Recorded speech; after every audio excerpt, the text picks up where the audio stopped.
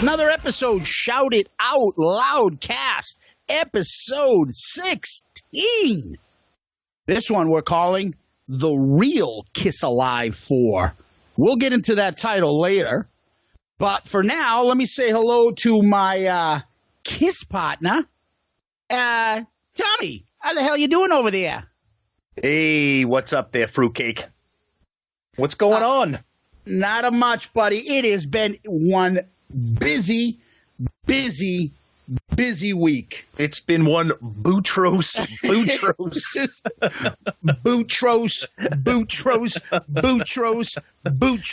Golly week. Nah, it's only Wednesday, but it's been a long, busy week. Yeah, third Wednesday in a row recording here. Yeah, we got crazy shit going on in our lives these days. So we usually tape on Thursdays. Yep.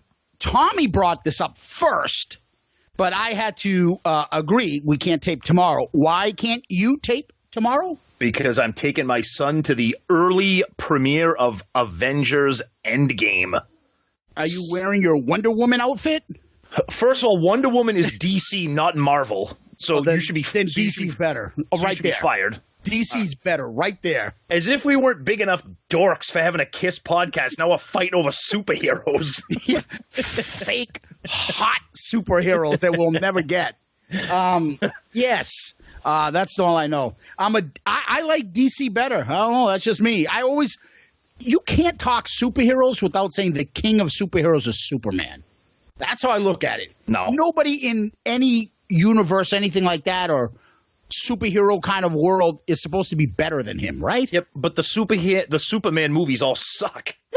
Except for Superman 2, the best. What, Love Superman 2. Is that Superman 2 Electric Boogaloo? Superman 2 with the guy with the unibrow? That guy was awesome. And what's his name was awesome? The guy from Young Guns who gets killed. He was awesome as Zod. Brutal. Oh, I love that movie. I thought it was awesome. Anyway, so you're seeing the Avengers. Yep. Cool. And then what are you doing while I'm at the Avengers? I got to do some stretching. I got to tape up my stick. I got to get ready for game 1 of the Eastern Conference semifinal hockey game, the Bruins versus the Columbus Blue Jackets. Yeah. I am season ticket holder of the Bruins. Been one since 2001. I go. So now the playoffs are every other night. So if I'm not at the games, I am watching them, and they're every other night. So when the Bruins have gone on long playoff runs like they did in 11 and 13 and other years, it's like a 2.5 month process. You feel like you're on the team. Oh, yeah. I'm going to the games in Boston. By the time I'm getting home, it's not till midnight and stuff. So here's an exciting day that I've had the last 24 or so hours. I had a nice colonoscopy done, Tom. I had that yesterday morning. All right. I set up for my colonoscopy, made it to the Bruins game. Didn't get home till about 1 o'clock. Stayed up, watched the highlights till 3. Got up, went to court in New Bedford, then went from there to Worcester, picked up my daughter, made tacos, and then got ready, got my hair cut. This is why we're so late tonight. Now I'm ready to tape my Kiss episode with you. Well, it's a good thing you had your tacos after the colonoscopy. You want to hear something funny? So the lady's like, listen, honey, when you're in that room, when you're done, we're not going to let you go until you let out that air. I'm like, what? She's like, you got to let that gas out, honey, or we're not going to let you leave.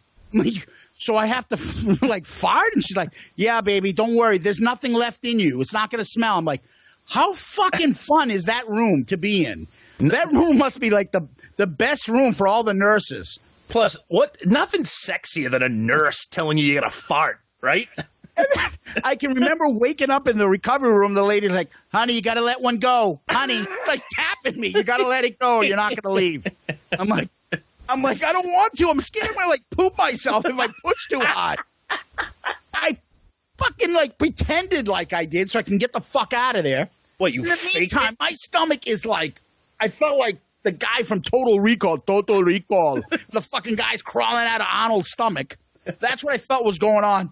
The second, my poor brother had to drive me. The second I got home into my bathroom, I let a bomb go that you would think, like, holy fuck. I think the neighbors upstairs were like, what the fuck is that? Oh, it was like the burping that Ogre did, but it came out the other end. God. Ogre, you asshole. Ogre, you asshole. Ogre. Yeah, it was like that. It was awful. Meanwhile, it's hockey season. All you Kiss hockey fans, and I'm rooting for the Bruins, as you guys may know. And until then, we're going to be talking Kiss and hockey. And you know why? Why is Kiss involved in this Bruins run? What? Because it's time to go cup crazy? No. Do you remember when they used to do that shit? Yes. Oh yeah. Because. So my seats are pretty. I'm 3 rows from the bench. I'm next to the players when they come out. Yeah. So I high five them.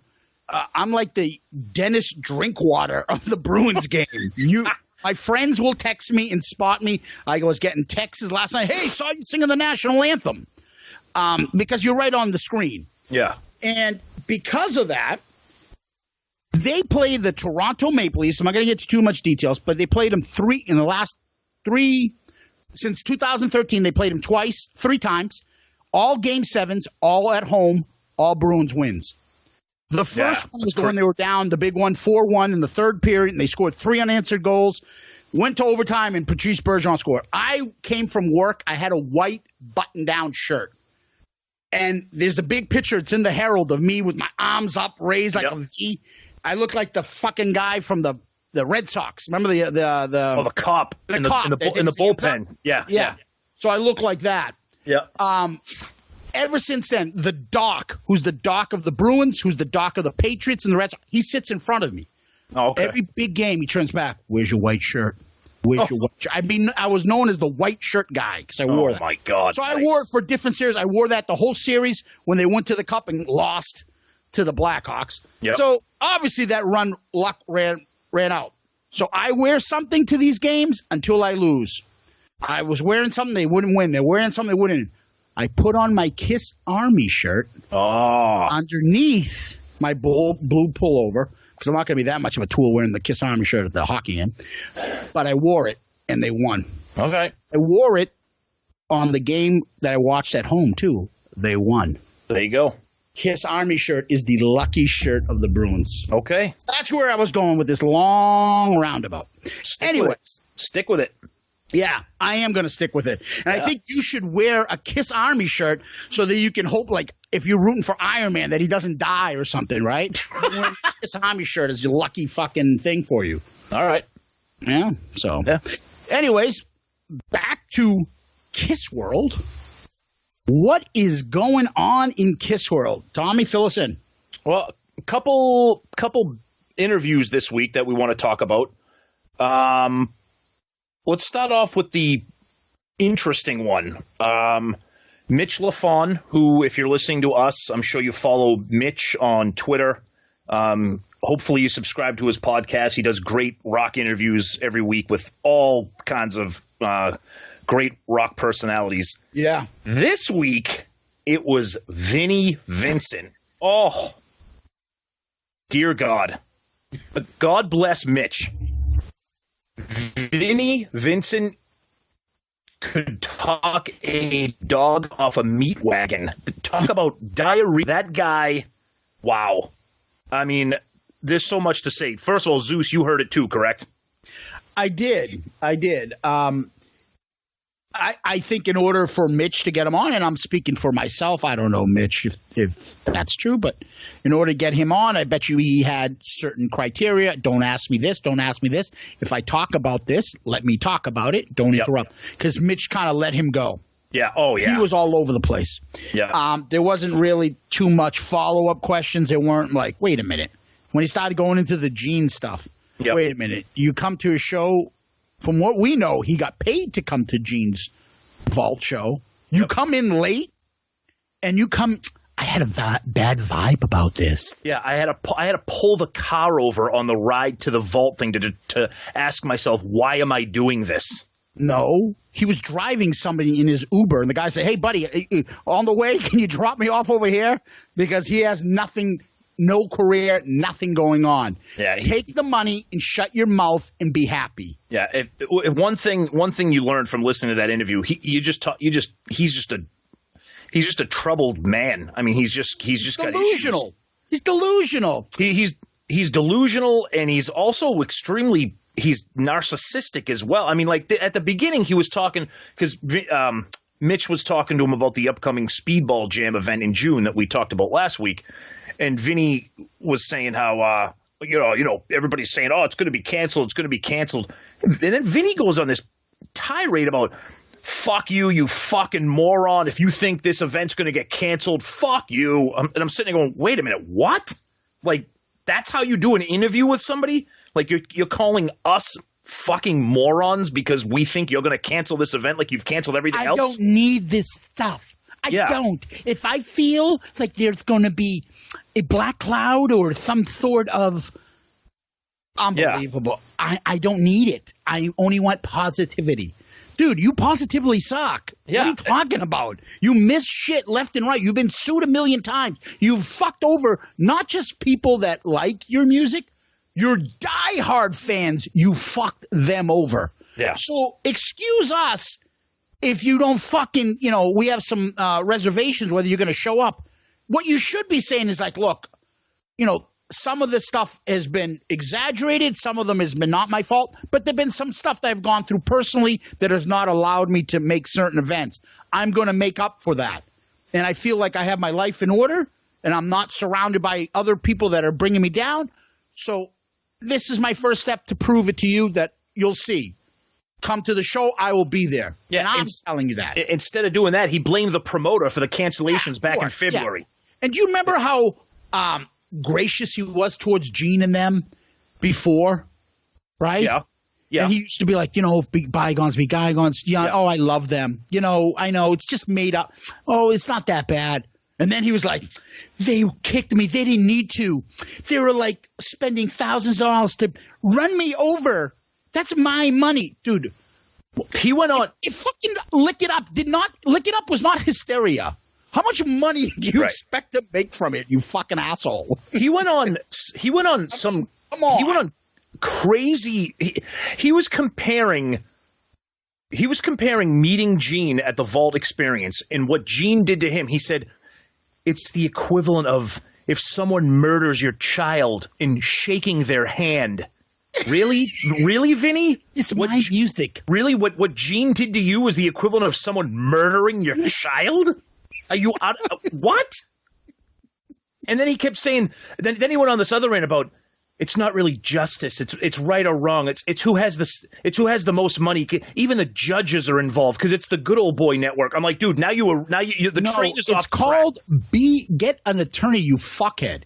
Listen, I'm in the industry. Okay, let me just give you guys a little secret. I'm in the industry. Okay. I'm not one of these fucking, I'm an attorney and you're something. You're something below me. Right. There are a ton of that. I see it. Oh, you're an attorney, but you're not at this firm? You're a nobody to me. Believe me, I know there are asshole attorneys out there. And they unfortunately get a lot of press and stuff. However, the court system is set up purposely so that lay people cannot use it. They don't want lay people in there to fucking tie up shit left there. Nope. Pass it back to them. Nope. You didn't do the form right. Nope. You didn't do the fucking form. And tie up the court system with stupid shit. So they make it purposely difficult so that you need to have an attorney to represent yourself. When I listen to him say, I don't need the attorney. I can do it myself. Yeah, dickhead. You're going to sue KISS for copyright infringement and all that other shit and beat them on your own. Because they didn't do a good job. Then I hired this attorney and they didn't do a good job. And I didn't – dude, they're all doing it on contingency basis. You were probably saying to them, do this, this, that. And they're like, listen, buddy, we're only going to make this much money if we win. And I'm only going to get this much cut. You want me to spend fucking hours and hours and hours and hours of billable time that I'm not getting paid for and I would never recover even if we do win to work on this case for you? Get a fucking life, buddy. I don't have the time to do that shit. You do because you have nothing going on in your life. So they're probably like, fuck off.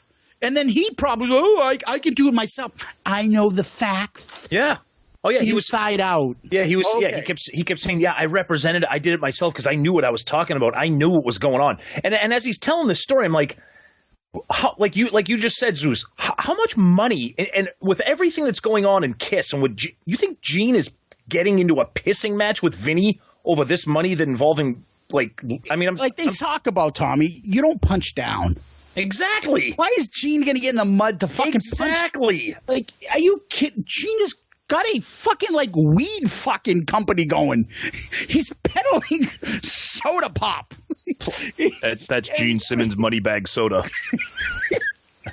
He's not going to fucking haggle with the guy who works for Uber half fucking nights. Yeah, it was just it was just awful. It was and one other. A couple other quick things that Vinny said. This was great. He was talking about making, recording music, and then his little quip about using drum machines. Oh yeah. Having a drum machine, it's like sexual intercourse when I'm recording music. Wait a minute, what? What? He went on a rant that's saying with myself. He said a drum machine provides an atmosphere of the recording and of the music that a real drummer can't provide, that it's sexual. And I'm sitting there going, dude, this is like listening to like a clinical therapy session with a fucking lunatic. No real rocker musician that I can think of has ever said, nah, don't give me a drummer, just bring a drum machine. Has anybody ever said that? And then compare that drum machine to sexual intercourse. Unbelievable. And then he went on another rant about how he has recordings of everything. He has recordings of Revenge, all the just all Lick It Up, Creatures of the Night, all this stuff. It was ridiculous. It's ridiculous. He's just crazy. Unbelievable. Yeah, I know. I mean, Mitch, God bless him. He did. He's a professional. He's an interviewer. And like you said, there were probably some contingencies involved where he let Vinny kind of run wild. And he certainly did run wild. So yeah, my favorite comment after all this was our buddy, was it Jack Broad? Yeah. Doesn't he sound a lot like Jack Torse from the Jerky Boys? I know. Hi, is the Fat Muffin Man there? Fat Muffin Man? Yeah. I don't know. I'm the biggest one here. I hope that's not me. Yeah, that's Jack Torse. Oh, and yeah. Do you guys sell those machines that fire the balls? Yeah, he's good one, ridiculous. Jack. I love that. And I tell you right now, I would love to see what happens with this speedball gym if this thing even friggin' happens. Because I'll tell you right now, if it doesn't happen, the only speedball is going to be speedball in his mouth. He's going to be ball bagging some guy. Getting his own speedballs. Fuck. All right. So that's enough of Vinny. Fuck him. So that's him. Then we talked about our buddy Paul Stanley, who was on with Dan Rather on Access TV, right? The big interview. Access TV, great channel. If you don't have Access TV, because it's awesome. Rock documentaries, rock interviews, concerts. I don't know how the hell Dan Rather got on there, but when I will tell you this. I saw the Gene interview. I had real high hopes for this Paul one. I was let down, buddy. Well, here's the thing. For people like me and you, like I watched it with my wife, okay? And she's a Kiss fan. She knows Paul Stanley, but she doesn't know all the ins and outs of Paul like we do. She enjoyed the interview. She thought it was, again, for us, it was, we had heard all of it before. We had heard the story about his childhood, about his ear, the deformity, the troubles that he had growing up. Yeah, we read his book. Exactly. And he's doing the rounds to promote the new book, which interestingly Dan Rather didn't even really bring up. So maybe he wasn't promoting the book because at the time it probably wasn't written. It was before the concert tour. Yeah, right. Yeah, it's true. But he talked about his art. I mean, it is what it is. I mean, I think it was just a general Paul Stanley overview type thing. You know what I mean? It's just, Paul always sounds very enlightened. Yeah. And you can tell he's been in therapy. He loves therapy. He talks like he's been in therapy. Oh, he has a lot of those, old Aesop's fables and Yeah, he gets very introspective, very poetic with his words and phrasing. Yeah, absolutely. Yeah. And so, I mean, I love listening to Paul because I think he's fun. I just wish they would get into stuff that nobody gets into. I've heard about all that stuff. Gene's was a little bit more personal because Gene was almost in tears talking about his mother and his love for that. Even if you weren't a Kiss fan, you saw that. You saw a side of him that you're like, wow, I can. And then Gene went in because he gave his philosophy about rock. And I love when I hear Gene talk about it. Right or wrong, he's got an opinion and he shares it. Paul laughs at Gene sometimes about, and he's kind of mocking him again as usual. Yeah, take what he says with a grain of salt, which I think is a lot more insulting than he thinks it's not, but I think it's insulting. Well, Paul, I don't listen to him. He's full of shit. Well, Paul's very good at being very passive aggressive. To Gene, absolutely. Oh, totally. I mean, I love the joke. I think it's funny. I can see his ego from here. Yeah, and Gene would laugh at that and stuff. But there are times, and I think Gene gets a lot more personal about his affection for Tom, for Paul. Totally. He talks like he's my brother. I don't have any other brothers. Whereas Paul's like, yeah, he's not perfect, but I've got a respect for him. Like, he doesn't open up and is like, I love him. Well, I was just going to say, he doesn't get that. And I think that might be a lot. And of course, we're reading into this. I think a lot of that might be just, Gene grew up in a very, very loving house. Yeah. One mother, that's it. Paul grew up with a sister, parents, and look at the difference. Well, I think that relationship with family is probably the difference, is why Gene is so, if it doesn't it make you like him in the band and like give you a sense of pride hearing how Gene talks about Paul? Like, look at that friendship. It's admirable. Yeah, Gene is very emotional and very Paul. When Paul talks, he's very. It seems like he's very cold and scripted, very unemotional. I know that some of his phrasing might sound emotional, but I think it's very scripted. Like you said, I just think he thinks a lot more before he speaks. Right, because I think he doesn't want to open up. He's very guarded, and he doesn't want it. Whereas Gene just speaks from the heart. He'll let it out, and that's to his detriment. Exactly. Yeah, right. That's true. But that's why Paul also talks in a lot of cliches and kind of poetic little phrasings and etc. Because he doesn't want to say anything. He likes to speak like in generic, like Hallmark card type terminologies. Yeah. And you know what else I noticed too is this was before they started the tour. Did you hear his answer about the other guys joining? Oh, totally. Yeah. It's not the same, right? Yep. Because this was done a while ago, this interview. Yeah, it was done before the. Why wouldn't there wasn't one part of that says, they had their chance or, no, they can have a small. It was like open ended. Yep. Right? But I also changed. I think they talked to more about it, and those guys were probably like, this is our offer. And he's like, you know what? Fuck it. You're not coming. Yeah, you're right. At the time of the interview, I think the conversations probably weren't, really what – either that or Paul was kind of being a businessman and didn't want to say anything detrimental on an interview with Dan Rather. He was like, oh, well, I don't want to close the door. Who knows? Blah, blah, blah. Yeah. It seemed like he was open to it.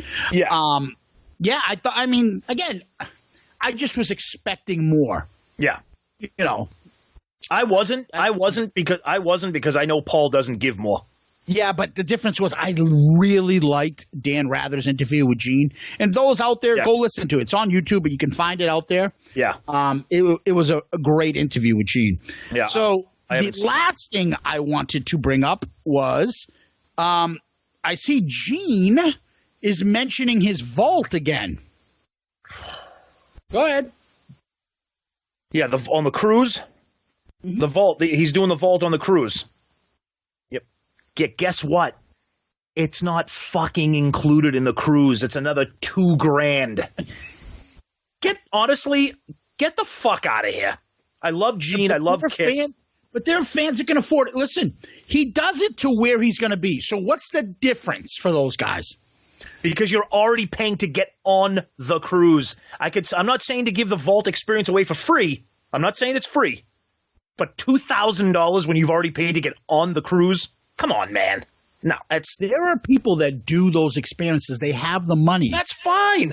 They don't have a problem with it. There are people that make way over six figures. They're like, you know what? I don't have a problem. No. $5,000 to $10,000 on something. No, I'm not talking about people's personal incomes. I'm not talking about how much money you have. I'm talking about if he's going to be in the same place, because a part of the vault experience is that he can only pick it in certain cities, and you have to meet there. So, because he's not going to fucking go to every city to hawk this. So I'll be in New Jersey, and everybody in the New Jersey area can meet me here for one day. So he's going to have a ton of KISS fans in one spot. I can do the KISS Vault experience there. Why not? I didn't say why not. I just said for $2,000, it's a fucking joke. And you know me, I do not bitch about – KISS has gotten so much of my own money that I very rarely bitch about what they charge for things. Well, why do you have a problem if he does the KISS Vault in New York, but you don't have a problem if you have a problem if he does it on the boat? No. You know, I don't have a problem with him doing it on the boat. I have a problem with him charging an additional $2,000 for it. That's my problem. But then it means that everybody on the boat would be getting the vault. No. He doesn't – no. Listen, it doesn't – I'm not saying it has to be free. Have it on the boat. Have it be an additional cruise experience. $2,000. People are already paying fucking $5,000 to get on the goddamn boat with you. It's not that expensive. It's not but people can get on the boat for $2,000. So it's not $5,000. But I'm just saying, if people are willing to spend it, I bet you he'll do better on the cruise than he does those other events that he has. Of course he will. Be more, he will centralize in that spot. Right, I agree. No, it's more brilliant marketing by Gene. He's got a captive audience on the boat. Hey, yep.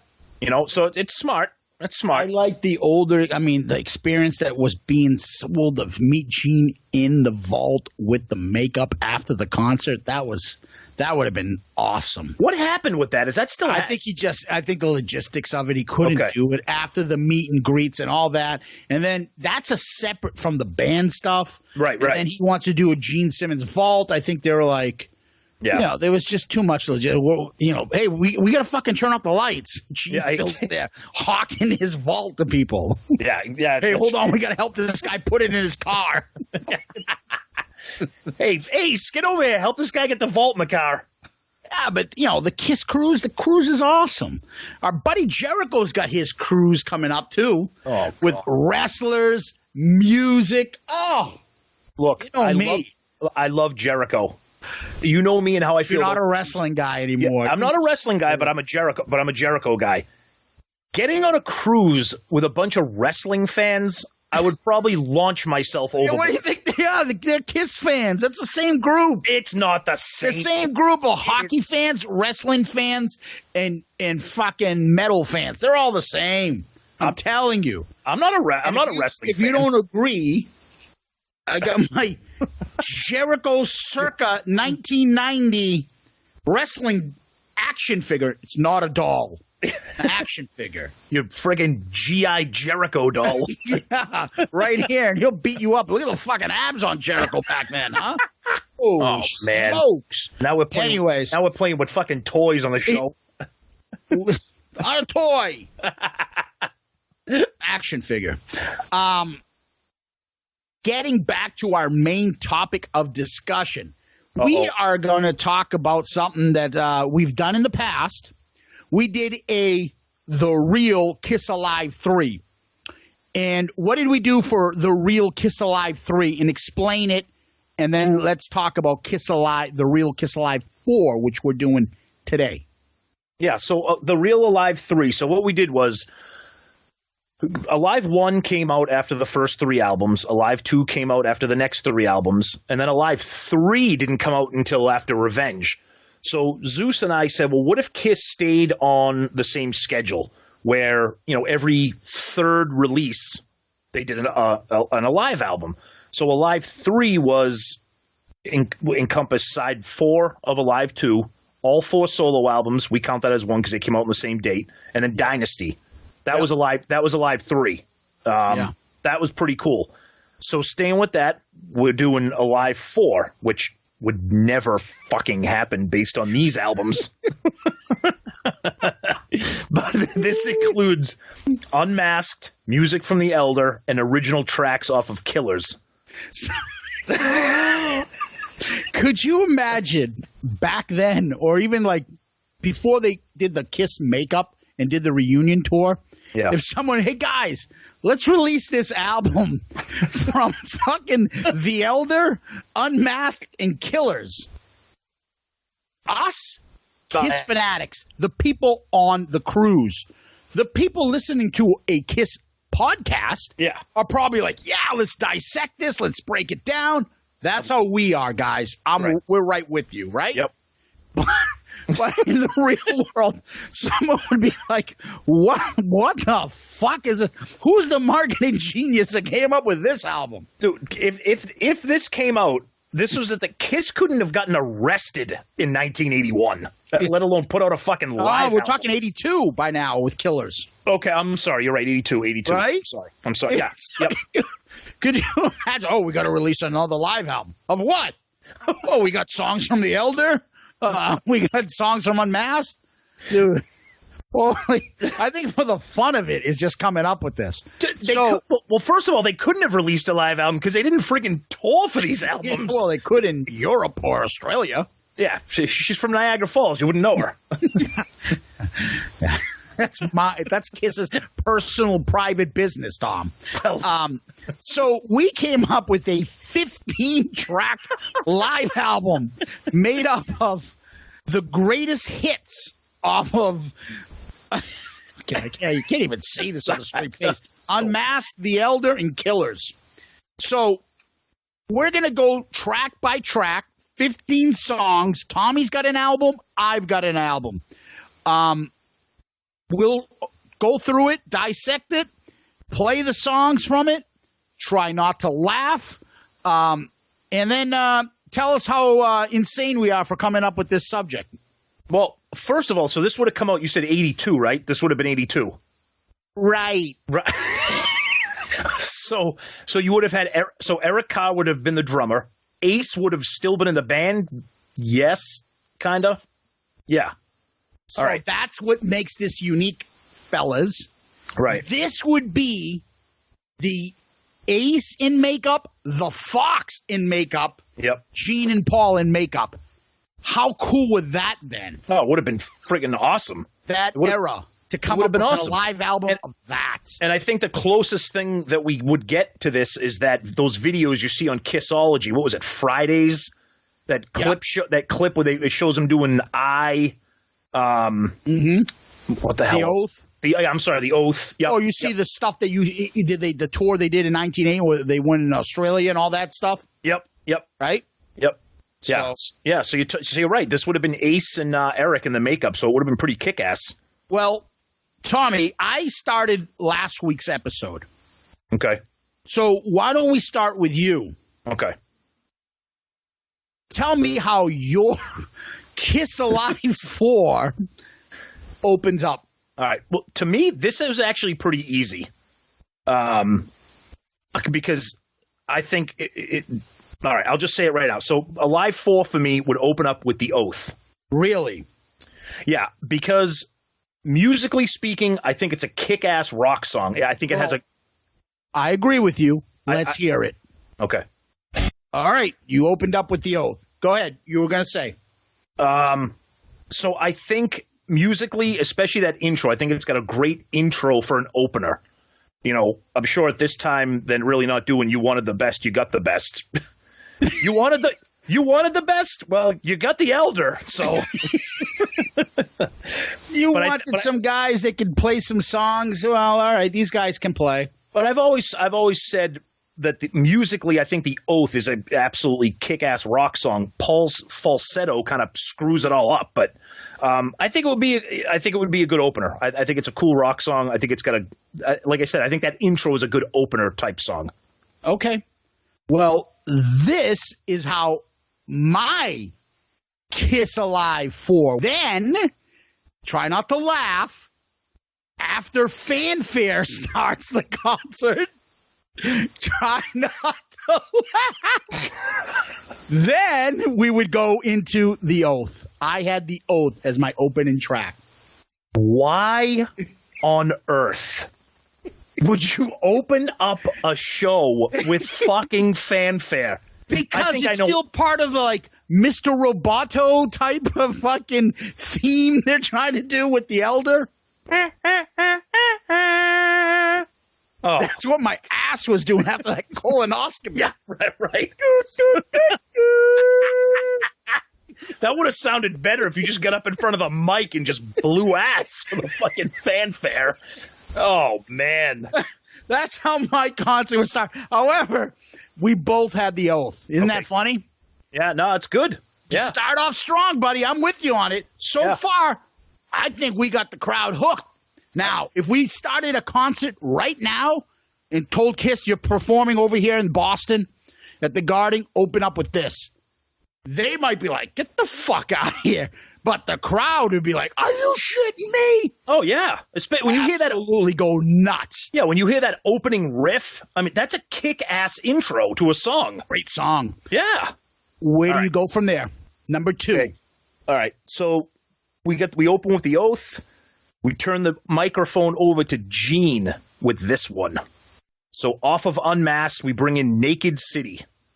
Good song. Kind of slow it down a little bit, but, kind of turn the microphone back, over to Gene. We'll kind of do a little bit of back and forth with that. So, yeah, I mean, I'm on the record. I love Unmasked. I know it has some soft stuff on there, but I think Naked City's a cool song.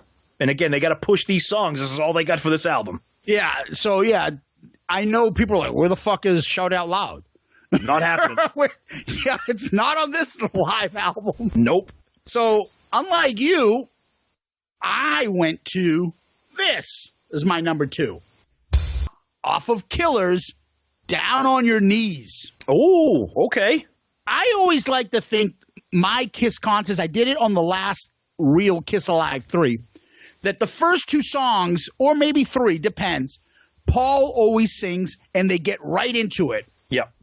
And then after the second song, it's going to be, they're going to go The Oath, Down on Your Knees, and then they go, doo-doom, bombs go off, and then Paul goes, how you doing, Boston? And then all 15 people in the audience at this concert respond. Start throwing fucking bottle rockets at them.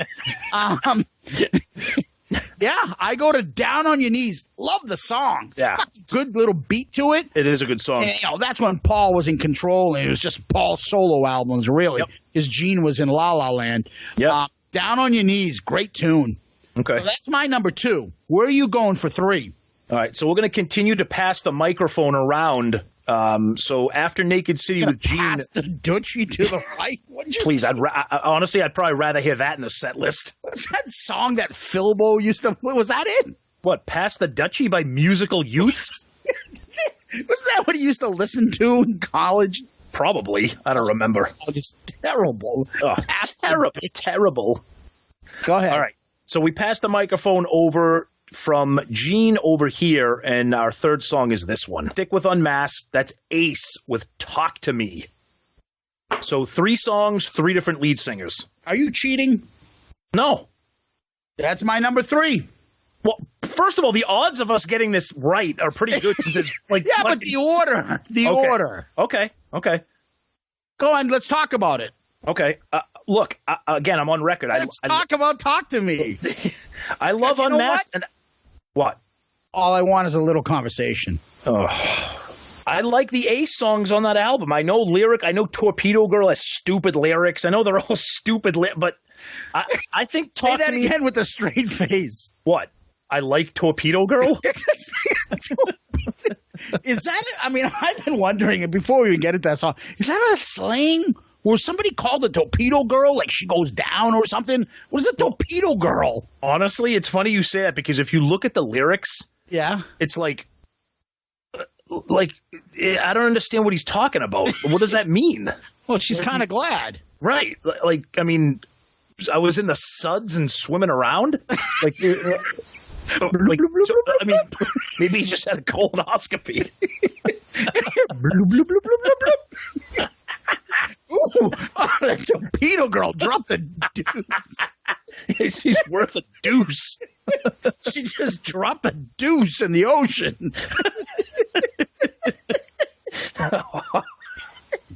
Oh, man. All right. Reel it in. What the fuck? It's just floating by.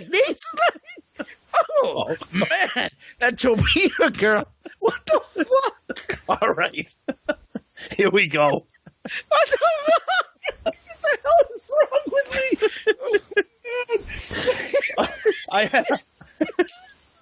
had a feeling this episode was going to lose its shit because of what we're talking about. He's a shitfist.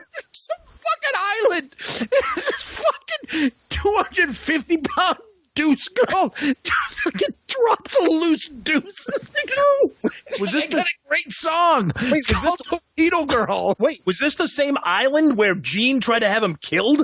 I'm thinking about that. That's how they were going to murder him. Yeah. Torpedo Girl. We're going to drop a torpedo on him. Oh, my God. I got to stop. I got to get back on track. All right. Oh, my God. I'm fucking in tears here, boys. I'm sorry. I know you guys are probably like, what the fuck is he laughing about? Oh. All right. This is what back to Talk to Me. Go all right. ahead. So we both had Talk to Me at number 3. Correct. Okay. So back to me at number 4. All right. Right. So we're gonna pass the microphone. See the man? We're just gonna pass the microphone around here. Yep. All right. So we're gonna continue number 4 with this one. More from Unmasked. Paul with "Is That You?" Love that song. Cats drooling on the bar stool. What do you think that lyric is about?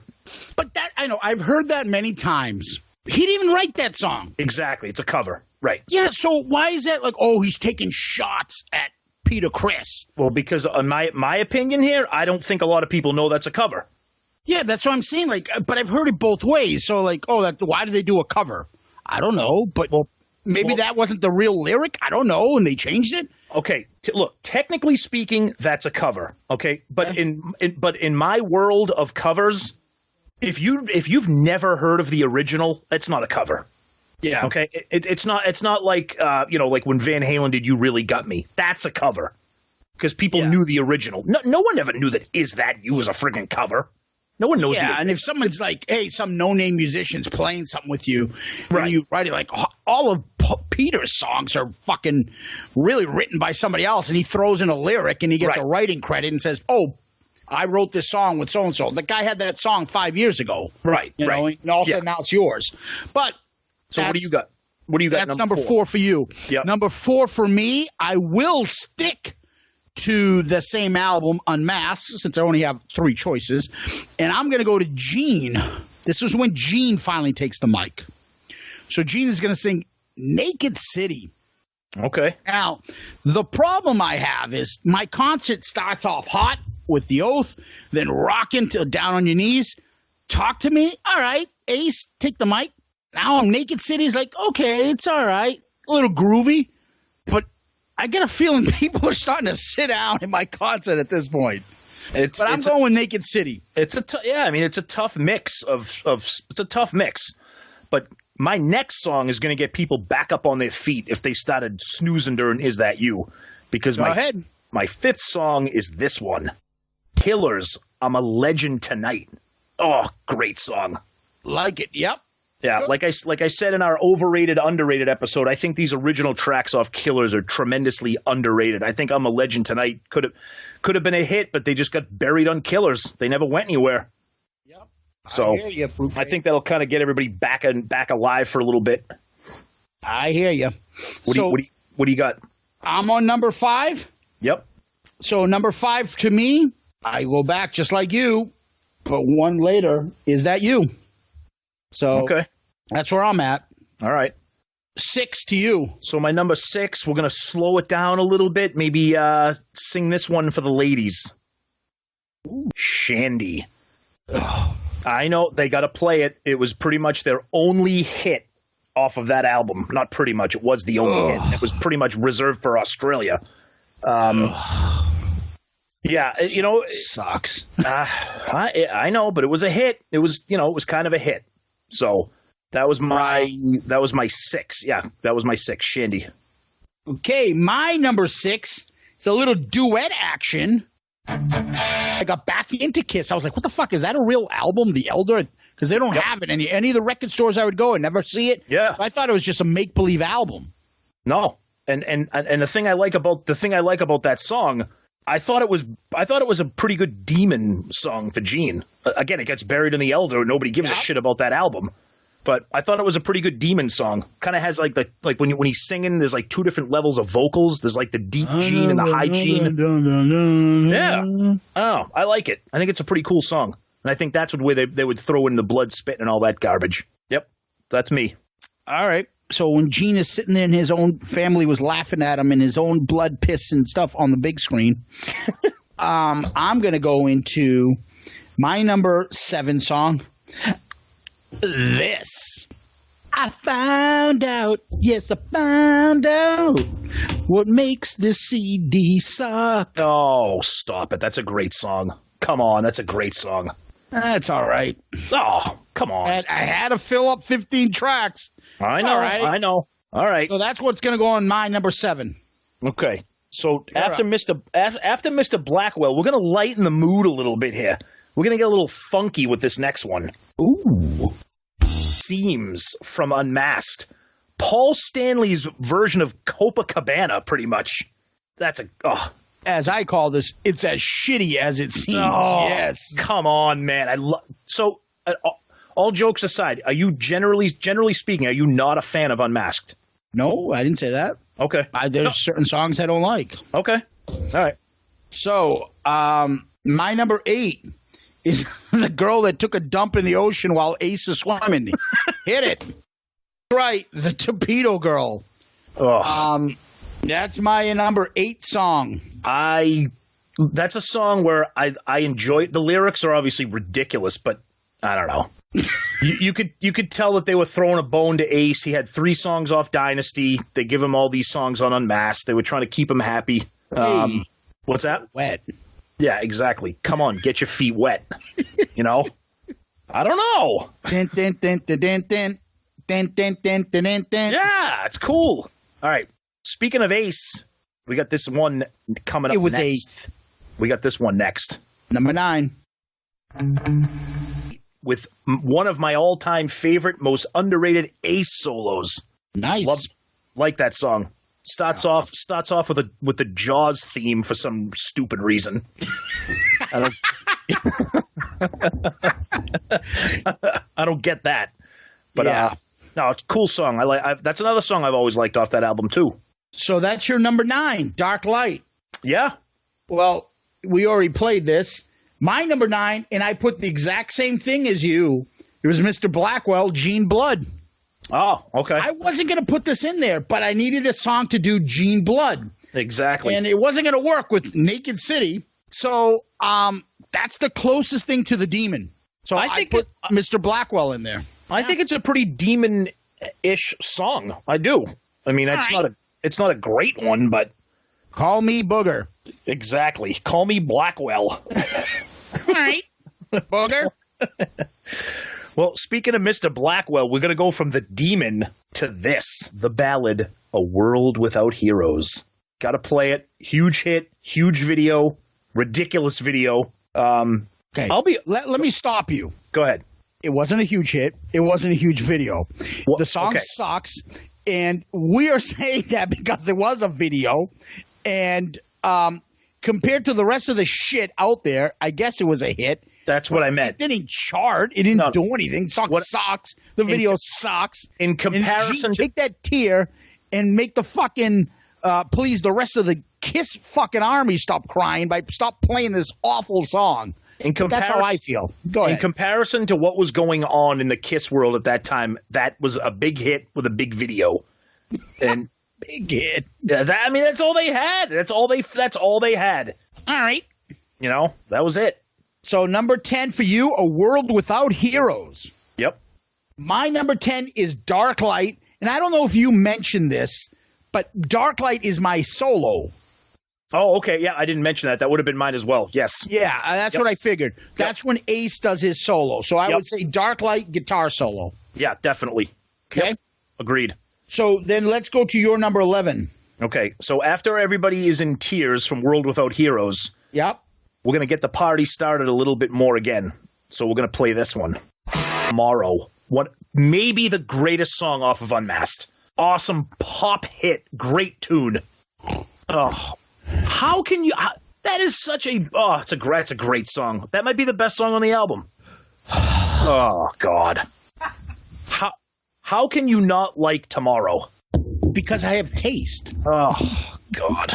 The song sucks. This is why we do this show, people, so we can get into arguments over Tomorrow off of Unmasked. Tomorrow. Please play this tomorrow. Don't play it today. How's We're gonna that? fall in love tomorrow. Tomorrow. Oh. Oh. Is that the one that said, but it's not your style? Is that song? I don't even know. Terrible. I don't even freaking know. Or it's not my style or your style, whatever the fuck he says. Number 11 for me, the best song on Unmasked. And I would prefer if they could play the demo version of this from the box set, but they don't. They play You're All That I Want, Gene's version off of Unmasked, the best song on Unmasked. That song is absolute garbage. Garbage. Oh, that song's awesome. Oh. You're all that I want. Oh, the best part of that song is when Paul jumps in at the end and just starts screaming. Yeah. You're Good job. Yeah, yeah. And I think Gene looks at him like, motherfucker, that's my song. Why are you jumping? Because you're not around, fuckhead. Someone's got to do it. That's what he said. But you're right. The demo version is actually pretty good on the box set. It's just like a groovy song. I feel like it's just – and it's weird because, Gene wasn't singing about love. He was singing about lust. But that's like a love song. Like he's pouring his heart out to somebody. Yeah, yeah. It's not very realistic for him, but I like it. Yeah, no, you're right. And just like we talk about this all the time, Peter Criss can have a good album. And I can respect, even though I'm shitting on it, I can respect that you like Tomorrow and you like Easy As It Seemed, okay? But they're not Kiss songs. Oh, I agree. You're All That I Want is not a Kiss song. Correct. But it's really good. Correct. Peter Criss's album is not a Kiss album, but it's good. Yep. Would I joke if it wasn't Tomorrow and Easy As It Seems? Yeah, it's not. They're not as bad. It just don't fit, and there's too many of those. I don't know, because I know Paul can do those songs. I guess Gene and Peter, I don't put it by him. I don't. It's okay that they put that shit out there. But I know Paul's best is better than Tomorrow. He can really put some rockers out. It's just not style to be doing that shit. I think it was the I think it was the production. I think that's why I come at like, all right, I love Dynasty and I love I Was Made for Loving You. I love the album version. But when they play that live, like the version like on a Live 3, when they turn that into like a rock song, I think if they compare that, I Was Made for Loving You is way better than any no. But what I mean by is I would like to hear like Tomorrow live, like and not off the studio recording. You know what I mean? Just to see if they could give it any balls. Probably not, but who knows? Paul should sing it on his solo tours or something, Yeah, that would be cool. That'd be cool. So let's go to number 12. All right, so you picked this one earlier. So my number 12 is Down on Your Knees. That's my 12. Funny how I know you've been going first, but I'm copying a lot of your stuff, or you're putting your stuff earlier than mine. Yeah. But finally pick something that I picked already. Yep. Good song, right? It's a great song, yeah. Like I'm a big fan of Killers. Good 4 songs on that album. Yeah. So my number 12, you've already played it. I'm a Legend Tonight. I don't know where else I was going to go with this, so I said drum solo somewhere in the middle of that song. Okay. I don't know why, but yeah. I mean, yeah, that's true. All right. So 13. So 13 for me is my fake ending. Okay, fake ending. My fake ending, and to appease him, they're gonna let the show fake end with this one. Sings him out with 2 sides of the coin. Yep. All right, so I guess I don't have to do my fake ending then. No way. We picked our intro the same. We picked our fake ending the same. Holy shit! Wow. Yeah. Yeah. again, lyrically, it might be a little silly, but I think it's got an awesome chorus. I don't know if it's bigger or better, maybe because there's that podcast, Three Sides of the Coin, makes us think. But back in 1982, I don't know if this song had more of a liking to it. I don't know, but I put Two Sides of the Coin. I think it's more rocking than Talk to Me or Torpedo Girl. Oh yeah, totally. Right, yeah, agreed. And I've already played the harder rockin' songs, really, somewhat. Yep. So I ended this, with Two Sides of the Coin, fake ending. So all right. So that was your 13th then. Correct. So you're only going to have 2 songs in your encore, like me. Yeah. Okay. So this is interesting because I'm wondering if we're going to have the exact same things because there's 2 huge songs that neither one of us have picked yet. Yeah. Just a Boy and Odyssey.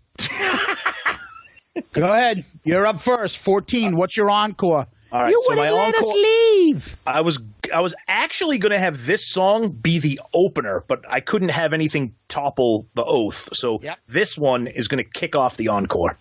Yeah. One of my all-time favorite Kiss songs. I had it in the final 4 of Makeup Madness. That is Nowhere to Run. Absolutely, to this day, still love that song. Top to bottom, front to back, I love Nowhere to Run. Maybe a top 10 Kiss song for me. Oh, easily.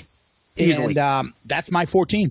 Yeah, the way the intro, it's got one of the best choruses. I mean, like you said, I think you said last week in our Paul episode, Paul can write a hook. He can write a chorus. Yeah, he knows it. And this one has that, and it pisses me off that this was buried on Killers because you put this on any other album, huge hit, I think. Mm-hmm. But I don't know. I'm with you on it. Nowhere to Run would rock. Yep. So I think it's pretty obvious what we're closing the show with. Yep. There's only one hit, quote unquote, that we have left. So I think it's pretty obvious. What's your song? Yeah, it's well, let's play it. That's it. That's I off of The Elder. Another song, great musical. We've talked about it in the past with the silliness, with the little Elvis interlude there. But I don't need no money. I don't need no fame. But I love the way the song begins. The drums, the guitar. It's an awesome song. It really is. I mean, the lyrics are a little silly. But I think that's the song. That's another one they tried to make it into a hit. Obviously, didn't work. But I don't know. I like it. I still find myself listening to it, kind of cringing a little bit through parts of it. But I think that's what they're going to close with. Obviously, you picked the same thing. Yeah, I just think it's inspiring. It lifts you up. The two of them going back and forth.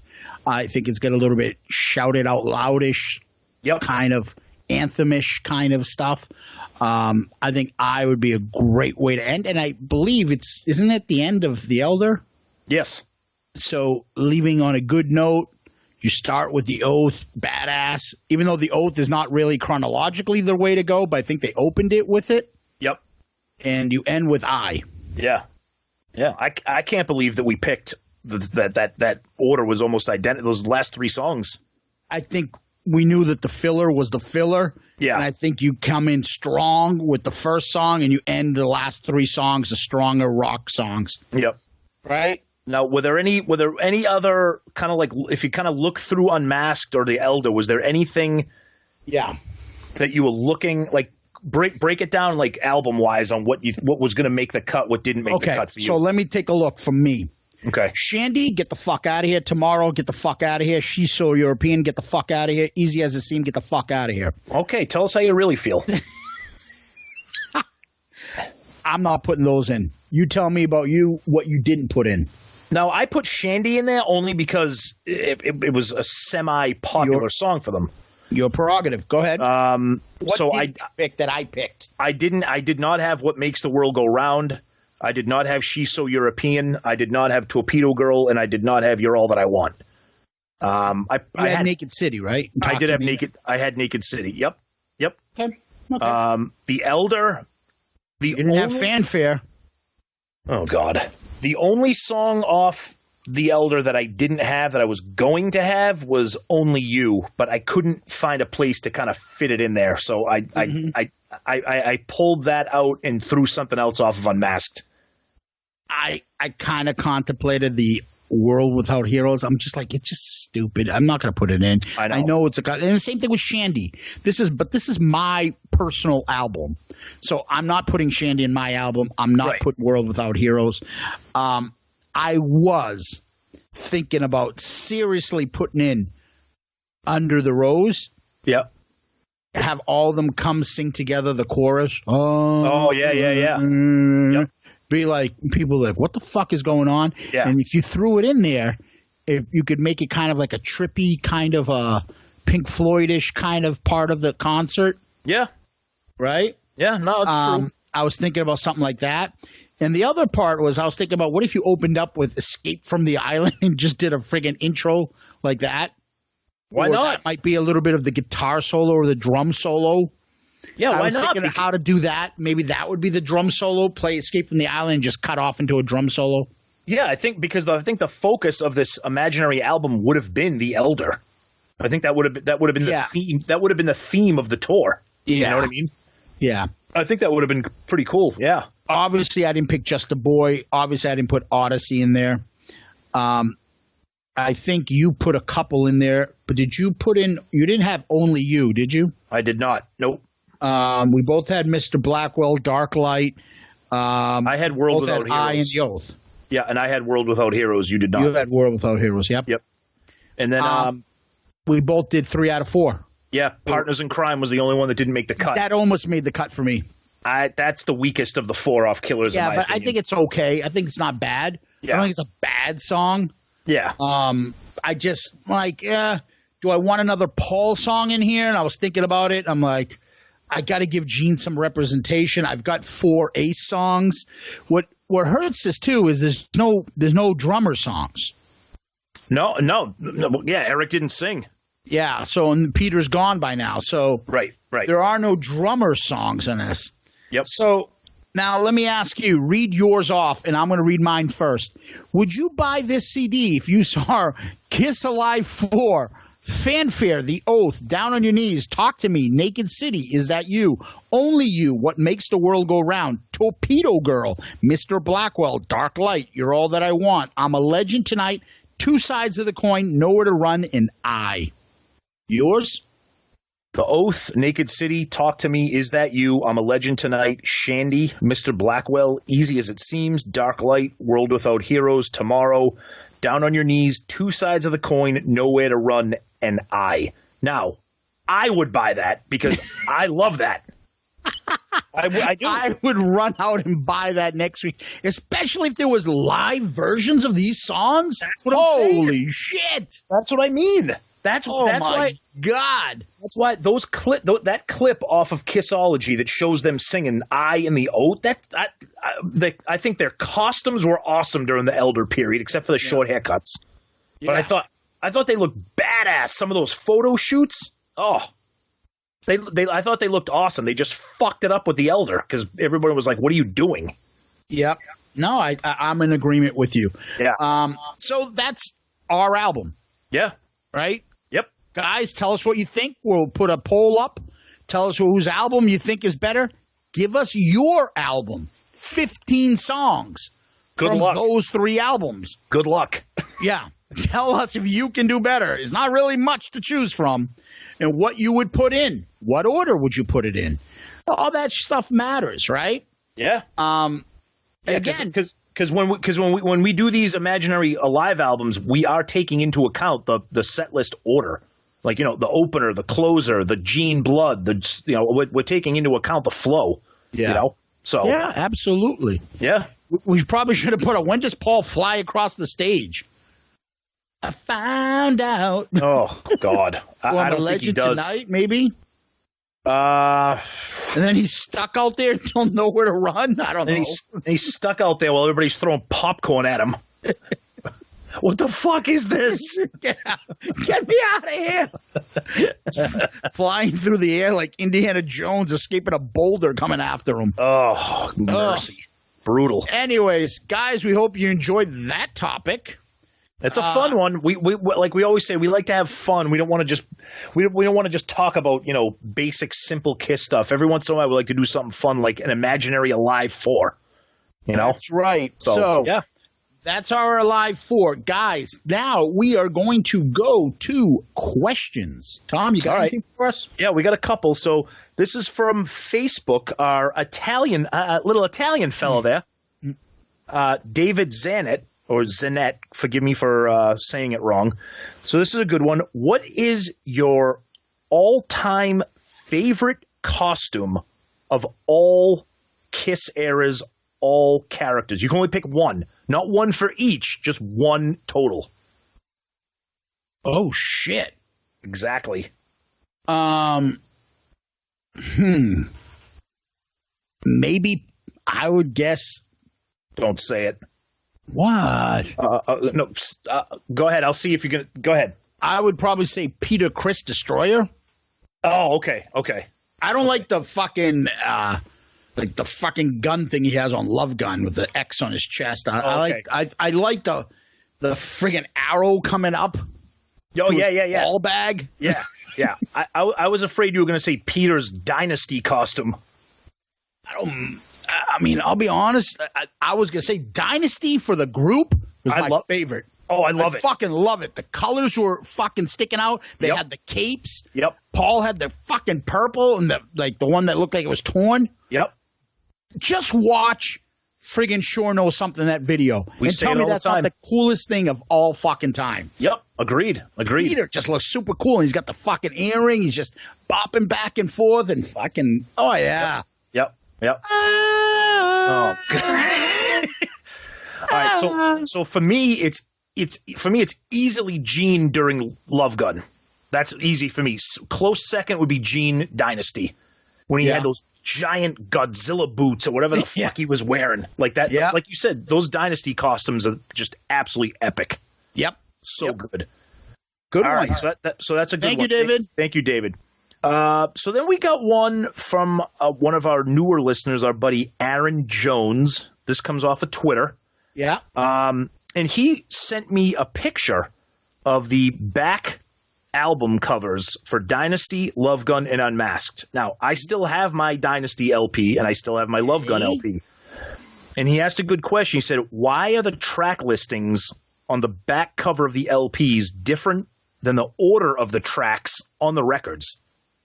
Good question. I never had the albums. By the time I started getting back into, I had them. I lost the albums when I was a little kid. Yeah. When I got back into Kiss, I was buying cassettes. Yep. So, for example, the order on the back of Love Gun, the album, according to the back of it, it opens with Love Gun. It ends with Hooligan. Then She Kissed Me is in the middle of the album. Wow. So with this particular question here, okay, right, I had to what I call phone a friend, if we could say. So our resident Kiss guru, Mr. Bob Nash, who we're going to have him on the show sometime and pick his brain. So Bob is awesome. I reached out to him because I truly could not find anything anywhere.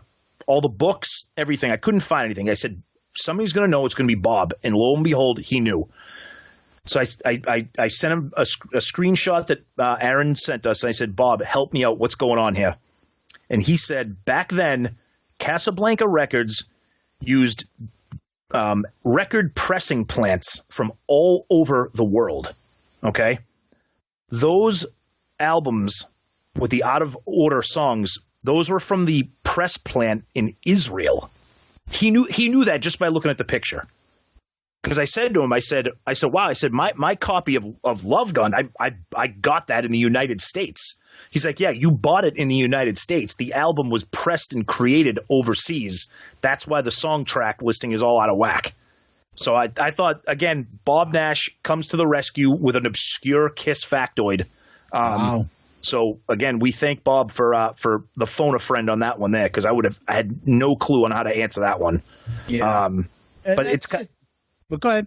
No, it's just weird how that stuff happened. And when Aaron sent me that screenshot, I never had Unmasked on LP, but I still have my Dynasty record and I still have my Love Gun. And he's right. They're all out of whack.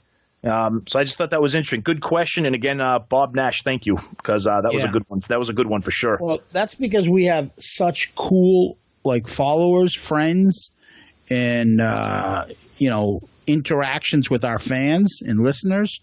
I'm still we talk about it all the time, how much fun it is to interact and the questions and the banter that we get. How about our buddy Daryl making another video for us? Daryl's the man. Daryl Alber, forgive me if I'm saying it wrong. He did a Peter Criss video for us. He just made a Gene one. I've retweeted it. It's on our Twitter page. He takes some of our commentary from our episodes and turned them into videos, and it is absolutely awesome. It's awesome. Big shout out to him. Yeah, so great. And like Zeus was saying, if I've learned one thing from doing this podcast, it's that Kiss fans are just the best. It's forgive me for getting a little corny here, but it is kind of like a family atmosphere. We throw stuff out there on Facebook and Twitter. People love to interact, whether it's serious comments or joking or teasing about liking this or liking that, or, oh, I never saw that. That's cool. Just really cool stuff. And, again, we say it every week. This is about Kiss. It's not about us. But it's not just Kiss. Yeah. It's also the Kiss podcast world. Right. How many of the Kiss podcasters out there have we interacted with that have been helpful, have been fun, have been friendly with us, and vice versa? Nobody looks as a competition. They don't look as a brotherhood. So we, the guys over at Pod of Thunder have been very kind to us. The guys over at Podcast Rock City. I'll give for instance. So we had Sonny on our show. It was great. Sonny did a great job. It's been very helpful, interacts with us and stuff. He introduced us with Steve and Michael from Grown Up Rock Podcast, his partner there. And, we had some tech questions. Steven doesn't know us from the hole in the wall. He sits there and he blocks out a time for us and gives me a couple hours of his time to help me with all the tech stuff for this podcast. He didn't have to do that. And it goes a long way, and it restores our faith in humanity, but more or less in rock, in Kiss, in podcast world. So, obviously, if I could ever return the favor, we could. Anybody that listens to us, I'm sure you guys have heard of Sonny Pooney and Podcast Rock City and Grown Up Rock and things like that. Give them a listen. They definitely deserve it. I'm big fans of theirs. And, and big thank you and shout out goes to Steven and Sonny for helping us out. I'm going to give it because I do most of the tech work. Tommy does a lot of the social media stuff. And Steven was a big help to me. So thank you, Steven. And much appreciated. And shout out goes out to everybody out there that's helped us along the way. But I got to take us back. And to tell you about our podcast, you got to find us on iTunes, Google Play, Stitcher, Spotify, Podomatic, Podchaser. Yep. You can interact with us on Twitter, Facebook, Instagram. You can email us questions. We had a nice email the other day from someone that gave us a couple comments and words of encouragement and told us a couple great little thoughts about our show, and it really it goes a long way. We love reading them, and so you can email us at shoutitoutloudcast@gmail.com. That's shoutitoutloudcast@gmail.com. Feel free to ask us questions. Feel free to go on any of those sites. If you can, give us one of those 5-star child reviews so people can find our podcast and hopefully like us. If they don't, they suck, but we hope they will like us. Again, interact. As you can tell, we love to name drop you guys and interact with you guys, and it helps build the show and build a better community out there. That's my opinion. I think Tommy shares that too. Oh, absolutely. Ditto with everything that Zeus just said. And, and again, I just want to throw in my thank you words again for Stephen Michael from Grown Up Rock for just like Zeus said, just, just a great guy to take some time out of his day to help two guys that he doesn't know at all. And again, just, the feedback, the interaction, it's fun. We're doing this for fun, to take a break out of the chaos of whatever's going on in your life, at your job. Take some time, have some fun, listen to us, shoot the shit about Kiss, get online, ask us questions, get silly with us, pictures, whatever you got, just to have fun. That's what we want. And we love the feedback that we have so far. And we just, as long as you guys are listening, we're going to keep doing it. So, thank you, and, continue to interact and stay in touch. Yeah, absolutely. Again, guys, thank you out there. So with that, Tom, famous last words. Oh, I don't know if these are famous. I'd like to say a word or two about the women we all seem to know. They're all around us. They're everywhere. You meet them this place and then meet them there.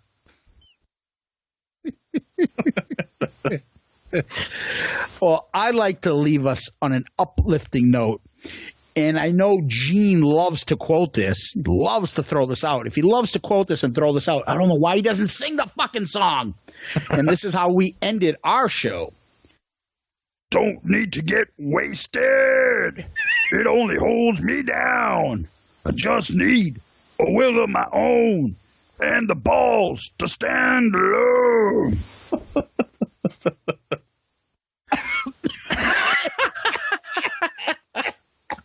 That hurts. On that note, thank you everybody for listening, and we'll see you next week. See you, everybody. Thank you. Peace out, Girl Scout.